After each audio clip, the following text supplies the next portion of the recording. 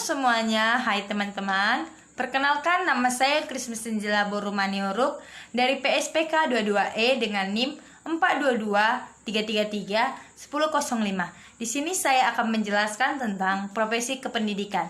Bye-bye, selamat menyaksikan.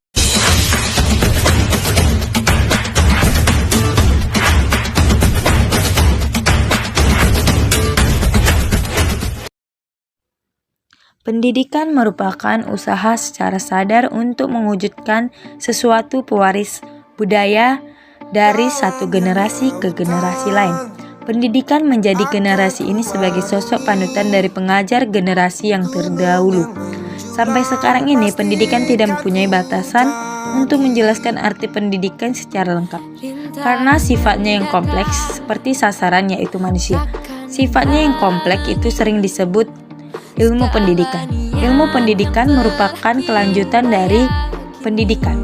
Ilmu pendidikan lebih berhubungan dengan teori pendidikan yang mengutamakan pemikiran ilmiah. Pendidikan dan ilmu pendidikan memiliki keterkaitan dalam arti praktis secara teorik, sehingga dalam proses kehidupan manusia keduanya saling berkolaborasi. Adapun perbedaan profesi dan profesional. Profesi adalah hakikatnya adalah suatu pernyataan bahwa seseorang itu mengabdikan dirinya pada suatu jabatan ataupun pelayanan. Karena orang tersebut merasa terpanggil untuk mengerjakan pekerjaan itu. Istilah profesi dalam kehidupan sehari-hari digunakan untuk menunjukkan tentang pekerjaan seseorang. Sedangkan profesional yang dimaksud adalah bagaimana seorang karyawan bisa menempatkan dirinya selama berada dalam lingkungan kerja maupun luar lingkungan kerja. Bagaimana seorang karyawan bisa menyelesaikan pekerjaan dengan penuh tanggung jawab, tepat waktu, dan memiliki nilai integritas.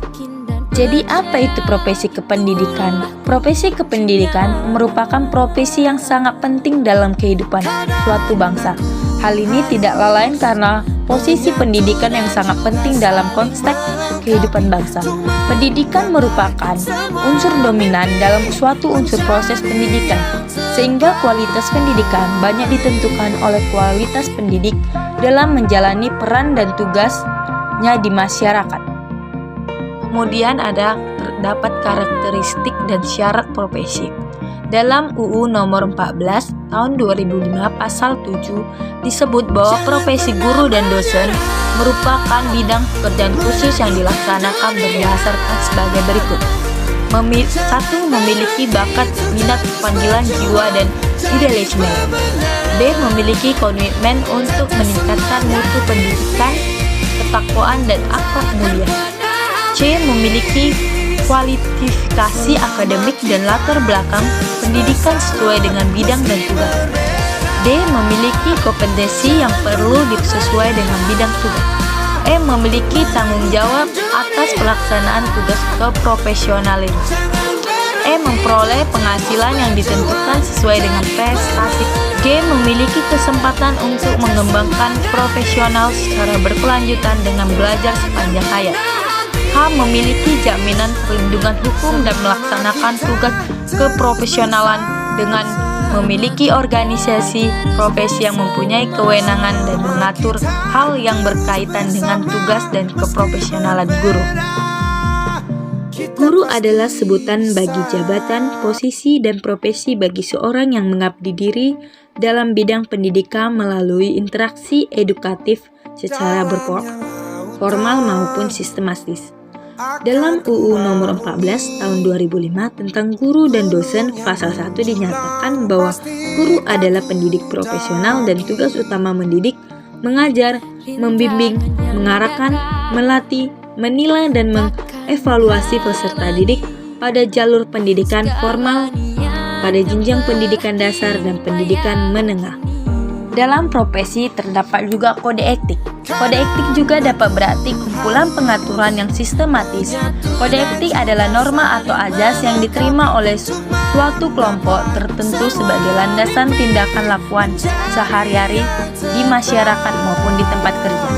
Kode etik profesi adalah pedoman, sikap, tingkah laku, dan perbuatan dalam melaksanakan tugas dalam kehidupan sehari-hari sesuai dengan jabatan. Fungsi kode etik profesi adalah memberi pedoman bagi setiap anggota profesi tentang prinsip profesionalitas yang digariskan sebagai sarana kontrol sosial bagi masyarakat atau profesi yang bersangkutan. Ketiga, mencegah campur tangan pihak luar organisasi profesi tentang hubungan etika dalam keanggotaan profesi. Sanksi pelanggaran kode etik profesi berupa sanksi moral dan sanksi dikeluarkan dari organisasi. Adapun 4 kompetensi. Yang pertama, kompetensi sosial merupakan kemampuan guru untuk berkomunikasi dan berinteraksi secara harmonis dengan peserta didik sesama pendidik, tenaga kependidikan, orang tua atau wali peserta didik, dan masyarakat sekitar.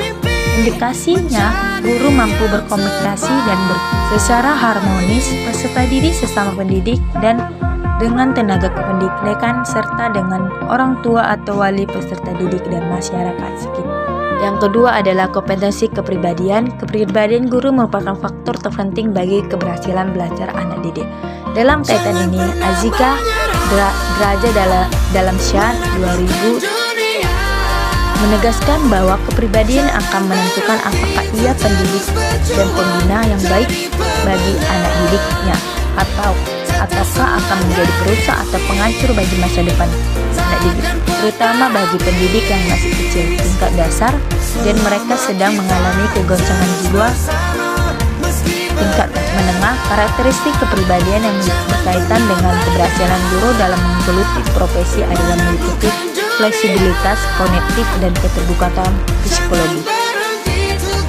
Yang ketiga ada kompetensi profesional, artinya guru memiliki pengetahuan yang luas serta dalam tentang subjek matter mata pelajaran yang diampu dan akan diajarkan, serta penguasaan metodologis dalam arti memiliki pengetahuan konsep teori maupun memiliki metode yang tepat serta mampu menggunakan dalam proses pembelajaran.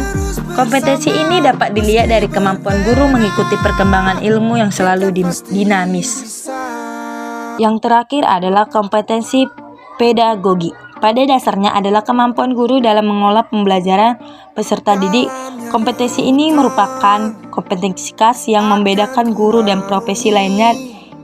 Ini indikatornya, yaitu pemahaman, wawasan atau landasan kependidikan, pemahaman terhadap peserta didik, pengembangan kurikulum atau silabus, perencanaan pembelajaran.